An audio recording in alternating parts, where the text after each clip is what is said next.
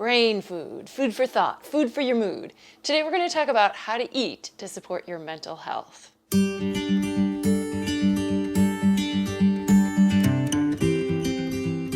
May is Mental Health Awareness Month, so we're going to talk a little bit about how diet and nutrition can impact your mental health.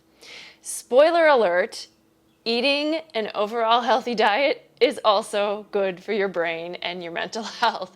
So we're just going to start with the basic premise that if you're eating an overall healthy pattern, it's probably going to be better for your overall health, including your brain and mental health. So things like making sure you're eating your fruits and vegetables, getting lean proteins, getting healthy sources of fat, getting fiber in your diet through whole grains or legumes, whatever it is, this is the foundation of pretty much all health, right? So whether we're talking about our cardiovascular health, whether we're talking about trying to prevent diabetes, whether we're trying to talk about our mental health as we are today, a lot of the same principles apply.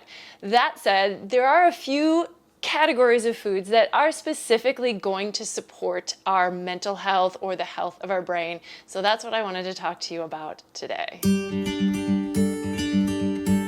So before we start to get into the details, I wanted to flip it around a little bit and talk first about how our mood or our mental state may actually affect the foods that we choose. So I think it's all well and good to say, hey, eat a healthy diet and you'll put yourself in a better mood, or your brain will be so much healthier and sharper if you eat all of the right foods. So if our baseline or our starting point is not great, like if we are not in a good mood, if we're feeling stressed, if we're feeling tense, if our mental health just isn't great, it's real hard to make great decisions. When we start to feel tense, we start to crave foods that are higher in fat and sugar.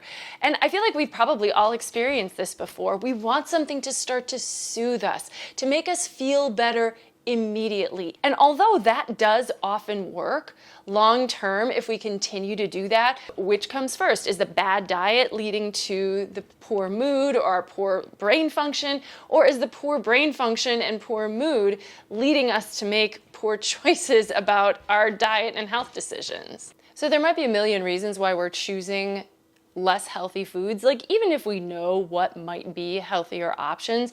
So it could be convenience, it could be money, it could be that like truly when we are stressed out, the last thing we have the time to do is prepare a healthy sit-down meal for ourselves. So we grab what we can, we do the best that we can in the moment. The other side of it is that foods like junk foods, things that have a lot of sugar in them, processed foods, they actually do trigger parts of our brain that cause pleasure. So they do actually, in that moment, make us feel a little better. And we can get into this kind of positive feedback loop that we keep looking for, right? So there's a lot of things that can trigger our pleasure center. It's nothing magical, but food is an easy one. And if we're feeling, whether it's down or depressed or just low energy, there's a really strong like biological reason why we might gravitate towards these foods that are easy to come by. The downside though is that the more that we continue to eat these foods, we might feel better in the moment, but in general, unhealthy eating patterns can lead to additional stress. They can lead to chronic health problems. They can lead to obesity.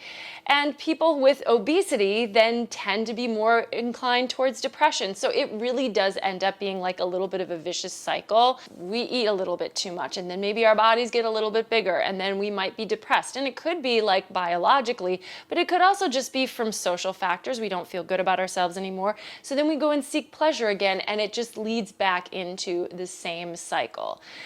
If this is you, if you relate to that, I empathize. It's actually very common. Food has got so much capacity to soothe and make us feel better in the moment. And emotional eating is something that can lead to chronic problems in the long run. And unfortunately, we're just exacerbating it by continuing the cycle in terms of our mental health. I'm not gonna lie to you and say that a better diet or different food is gonna like fix all of your problems. I don't think that's the way it works, but we can talk a little bit about some things that can support your overall mental health. So if you are on a journey towards recovery, or if you just wanna protect your mental health long term, there are some specific things you can focus on. Most of these are things that we should be doing anyway to have a proper balanced diet, but they may specifically be impacting your brain, your mental health, even your mood. So admittedly, there's more to supporting your mental health than eating fruits and vegetables. However, there have been studies that show that people who eat more fruits and vegetables tend to have a better overall mood. So there is a difference between mood and emotion, right? Emotions are more short-term. Mood is more kind of the underlying way that you feel. It's not that people who eat better don't have emotions. It's not that they don't get sad or they don't get angry, but their baseline tends to be a little bit better than people who don't have so many of those foods. And I know you've been told to eat your fruits and vegetables and whole grains and etc. for all of the health concerns you've ever had.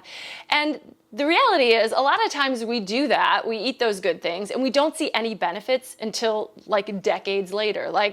And you don't even know, like, oh, I didn't die of a heart attack today. Great, that's because I ate all those fruits and vegetables decades ago. Who knew, right? We can't really make that connection.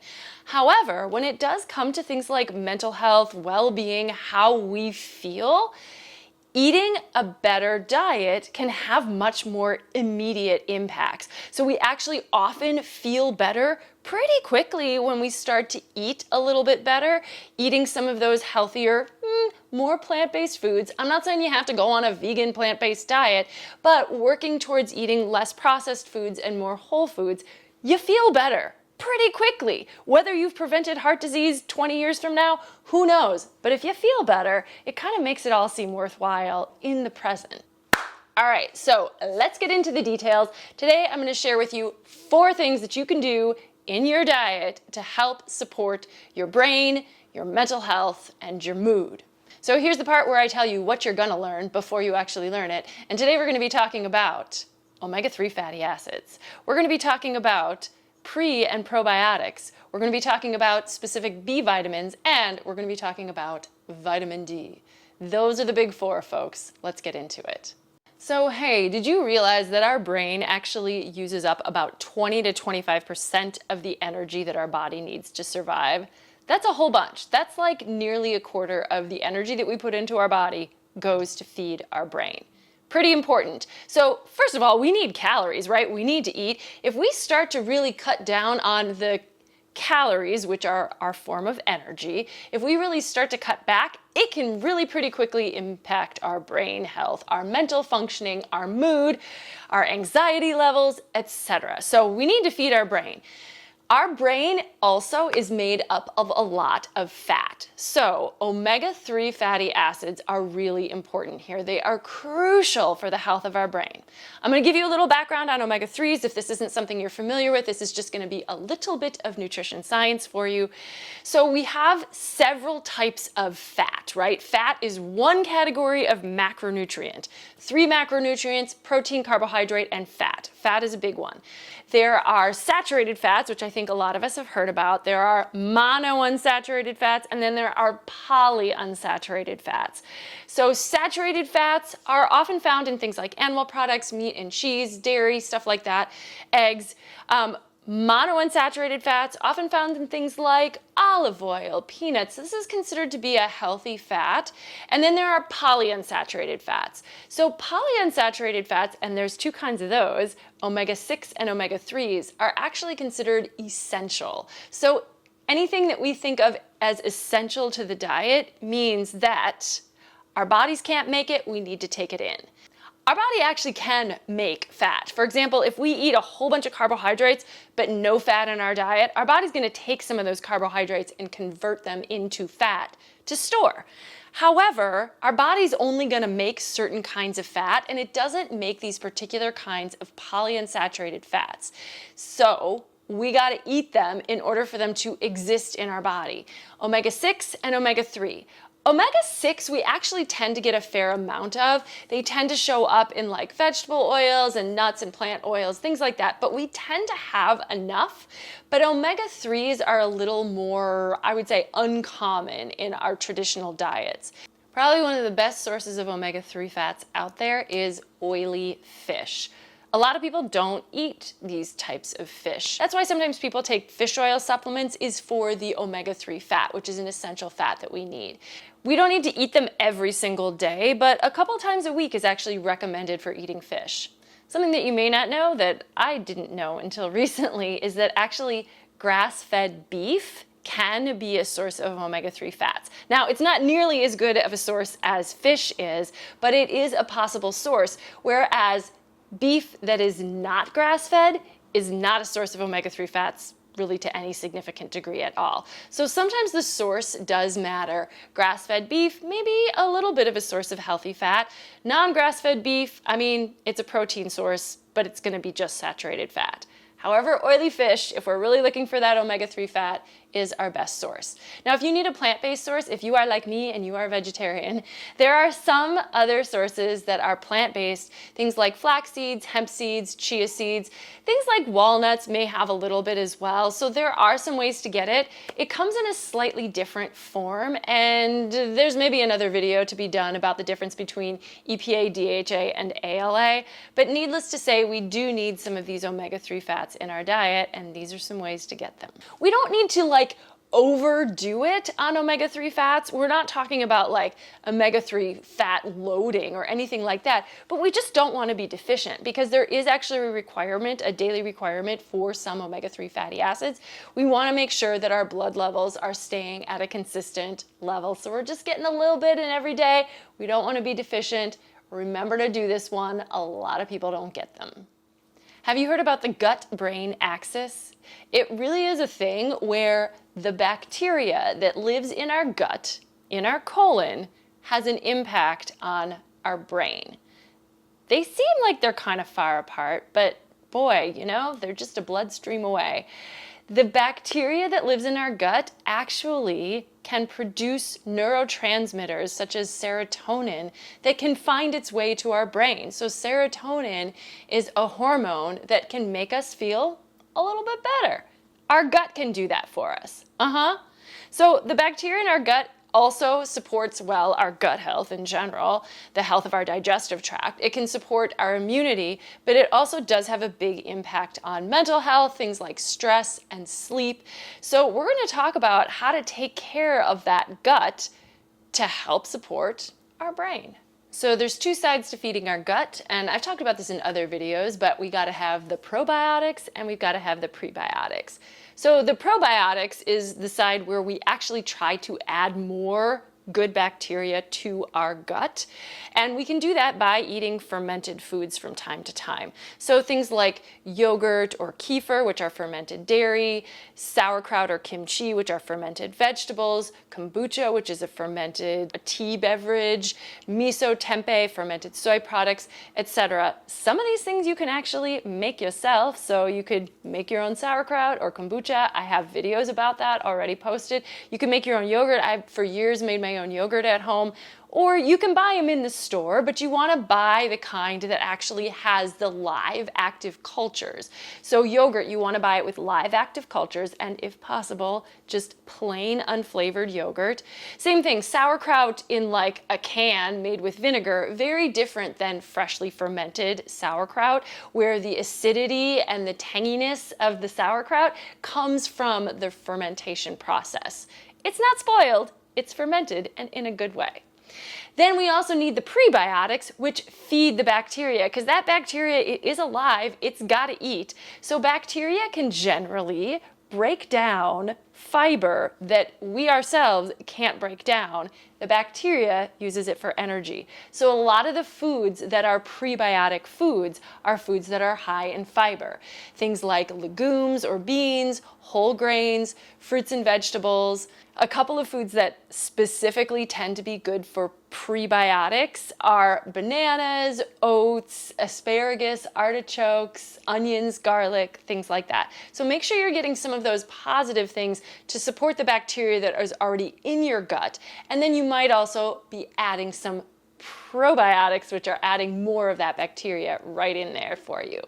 Good for our overall digestive tract, for our overall immunity, and then again, good for our mental health as well. Let's move on to talking about B vitamins. There are 8 different B vitamins. Can you name them all? B1, B2, B3, there's no B4, B5, B6, B7, no B8, B9, and then there's no B10 or B11. We jump to B12. Those are the 8. B vitamins are found mostly in grains and carbohydrates. I mean, they're found all over the place. So a lot of the foods that we eat do contain B vitamins, but generally B vitamins are involved in energy production. And we know we need energy for our brain. So we get B vitamins from things like grains, carbohydrates. Carbohydrates provide us with energy, plus the B vitamins help in the production and management of energy metabolism in the body. So it's kind of a 2-for-1, right?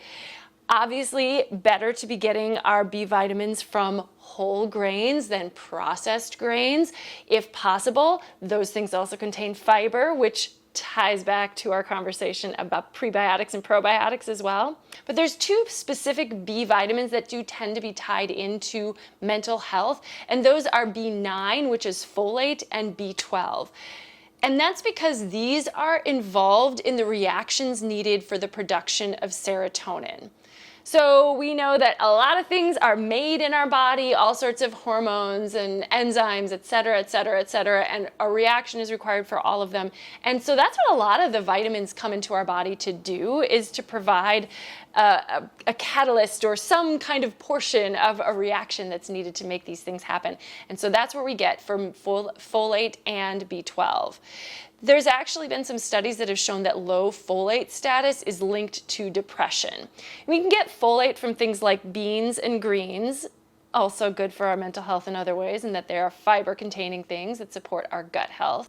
B12 is found pretty exclusively in animal-based products, so this is one that actually, if you are a vegan, you do need to supplement, because B12 is necessary not just for the production of serotonin, but for other functions in the body as well. So make sure you're getting enough. If you are low in B12 or folate, it can affect other aspects of your health as well. So again, we're not looking to overdo it or overdose on these B vitamins, but we just need enough to keep our body functioning well, and this will include helping our brain and mental health. And the 4th nutrient of concern that I wanted to talk about today when it comes to mental health is vitamin D. Oh yes, good old vitamin D. Vitamin D actually has a lot of roles in our body. The one that it is mostly noted for in terms of how it's been studied is managing our calcium levels in the body. But it also does seem to help boost immunity and plays a potential role in supporting mental health. It is hard to get enough vitamin D during certain times of year, but honestly, for most people, year-round it can be challenging. The best way we can get vitamin D in our body is skin exposure to sunlight. So we know in the winter we stay in, the sun's not out as much. Even in the summer, it's hot, we stay in. In the summer, we protect our skin because we don't want to get skin cancer, right? But we do need to figure out ways to get vitamin D. So we can get it through the sun exposure. There are some foods that contain vitamin D, but deficiency of vitamin D has definitely been associated with low mood. When I was looking into this, I definitely had to ask this question. If our mood is lower during times when we're not getting enough sun, is it because we're not getting enough sun, so our mood is low, and also we're not getting enough sun, so our vitamin D is low? Or is it we're not getting enough sun, so our vitamin D is low, and then because our vitamin D is low, our mood is low? And I'm not sure that it's exclusively one or the other, or that it's really clear whether it's the vitamin D causing the low mood or whether the low sun exposure is causing both low vitamin D and low mood. But the reality is that vitamin D, low vitamin D levels, has been associated with low mood. Plus, we do need vitamin D, and most people don't get enough of it. So I do think that it is worth taking a look. How can we get vitamin D in our body? And hopefully this will also go hand in hand with improving our overall health, including our mental health and the health of our good old brain. So how can we make sure our vitamin D levels are adequate? Well, first of all, I suggest checking with your doctor to see if your vitamin D levels are low. Our bodies actually store vitamin D, meaning that if we have a good supply, our blood levels could be just fine. That said, if our blood levels are starting to go down, it means our stores are spent and we need to kind of replenish our vitamin D. If you need to replenish your vitamin D, you might need to supplement. A lot of people do that because vitamin D is hard to get from foods, but here are a few ways to do it if you want to try. We're back to oily fish. So oily fish, we mentioned earlier, are a good source of omega-3 fats. Vitamin D actually is a fat-soluble vitamin, so if we're going to find it, we're likely to find it in places that contain fat. So oily fish does contain fat. It happens to contain that healthy fat we want, those omega-3 fats, as well as vitamin D. And we can get enough vitamin D just from eating fish a couple of times a week. We don't have to eat it every single day, but it is a good way to do it. For those of you vegetarians out there, it's not as easy to get it from food. You can get some vitamin D from egg yolks, but you're not going to be able to meet your daily requirements for vitamin D with egg yolks alone. It contains a little bit, it can move the needle, but it's not going to be sufficient. Mushrooms, interestingly enough, can be a source of vitamin D if they have been irradiated, which means they've been exposed to ultraviolet radiation. Usually it's done to keep them from spoiling, but it actually does cause the mushrooms to produce a source of vitamin D, and if we eat them, we can absorb that vitamin D from mushrooms. When it comes to vitamin D, I wouldn't rule out supplementation. I do think that a lot of people do need to do this. Historically, we got all the vitamin D we needed from the sun, but that is just not the world we live in these days. Our body still needs vitamin D, but we don't tend to get it from sun in the same way, so you might need to find an alternate source since it's in very few foods. It might be worth noting that as we get older, our bodies are less able to produce vitamin D even when our skin is exposed to the sun, and our bodies are also less able to absorb vitamin B12. So these are two vitamin levels that I think are worth getting checked, and if they are low, you may need to supplement for a time to build them back up. Our bodies can store certain amounts of vitamins. If our blood levels are okay, it probably means our stores are okay. But if our blood levels have started to go down, it means our stores are down too. So just eating a few foods that contain those probably aren't going to get our stores and our blood levels back up. Supplementing can be your friend in this kind of a situation. I do have a bonus tip for you today in case you're interested. So we do know that when we tend to be stressed, when we're not feeling good, we do sometimes lean in on food to help improve our mood. However, this tip involves eating crunchy foods to boost our mood. Actually, crunchy foods can help relieve stress, like actually chewing on something that's crispy, that's crunchy. So the tip really is, don't just grab for chips or popcorn, although plain popcorn can actually be a good choice as a whole grain. But things like carrot sticks, celery sticks, apples, crunchy, also fruits and vegetables, good for our overall health, but they can help relieve some of that stress. So I hope some of these specific tips have been helpful. We've got our omega-3s. We're focusing on taking care of our gut with pre and probiotics. We've got our B vitamins. We've got our vitamin D, and then maybe some crunchy fruits and vegetables just for fun. But the big picture is really where it's at. So overall healthy patterns, such as maybe the Mediterranean diet, things like that, do tend to support our overall health long term, and that includes the health of our brain, that includes our mental health. And just a reminder, sometimes starting to eat a little better can help you feel better pretty quickly. So it might take some effort, but hopefully you'll see results soon enough to make you believe that it's worth doing. Hey, I don't have all the answers for fixing your mental health, but this is just a few ideas from the point of view of a dietitian. If you have any questions or comments, please leave those for me below. Don't forget to subscribe to my channel, give the video a thumbs up if you liked it, all that good stuff. And I hope you'll join me again next time. Here's to happy, healthy eating.